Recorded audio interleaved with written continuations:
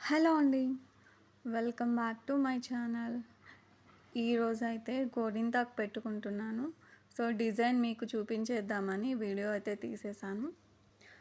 గోరింటాకు అంటే ఎవరికి ఇష్టం ఉండదు చెప్పండి. అందరి ఆడపిల్లలకు ఆకు గోరింటాకు అంటే చాలా ఇష్టం కదా!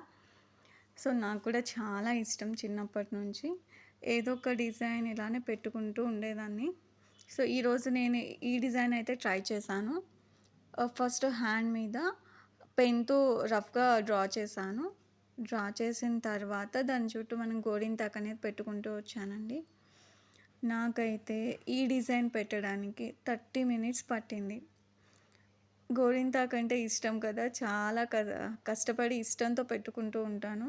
కానీ ఒక్కొక్కసారి పండుతది. ఒక్కోసారి అస్సలు పండదు గోరింటాకు. ఇంత కష్టపడి ఇష్టంగా పెట్టుకున్నప్పుడు గోరింటాకు పండకపోతే నాకైతే చాలా బాధ అనిపిస్తది. బట్ అయినా ఏదో ఒక డిజైన్ ట్రై చేస్తూ ఉంటాను. సో, ఫైనల్‌గా చూసేయండి డిజైన్ ఎలా ఉంది అనేది. సో, ఈ డిజైన్ గనుక మీకు నచ్చినట్లయితే ప్లీజ్ లైక్ చేయండి. యాక్చువల్లీ గోరింటాకైతే మా ఆంటీ ఇచ్చేశారు మిక్సీ పట్టేసి.